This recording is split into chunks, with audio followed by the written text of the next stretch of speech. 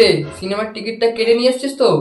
এই তো সিনেমা দেখে এলি, সাইয়ারা দেখে এলি তো এই কদিন আগে। আবার কিসের টিকিট? আবার কোন বই লঞ্চ করলি? কিসের সিনেমা মানে? আরে দেবের ধূমকেতু রিলিজ হয়েছে, দেখতে যাবি না? গানে গানে যদি আমার মনের কথা তোমার মনের। বাংলা সিনেমা দেখবি? বাংলা সিনেমা মানে? বাংলা সিনেমাকে কি অপমান করছিস? আমাদের বাংলায় দেব আছে, দেবকে নিয়ে কোনো ইয়ার্কি হবে না। আর তুই তো ছোটবেলায় দেবের জন্য পাগল ছিলিস। না, আমি কোনো বাংলা সিনেমা দেখতে যাব না, আর দেবের বই একদম না। হ্যাঁ, স্কুল থেকে এসেই ঢাকের তালে গানে নাচতিস, পাগলুতে প্যান্টের চেন খুলে পাগলু পাগলু করতিস। সে ছোটবেলার কথা বাদ দে, তুই এখন আমি বড় হয়ে গেছি। ভাই তুই তো দেব ফ্যান ছিলিস রে ভাই ছোটবেলায়। ছোটবেলার কথা তুই বাদ দিবি, ছোটবেলা অনেক কিছু হয়ে গেছে, সব আমি ভুলে গেছি। এখন আমি হিন্দি সিনেমা ছাড়া দেখবো না। তোকে যেতে হবে না, যা বাদ দে।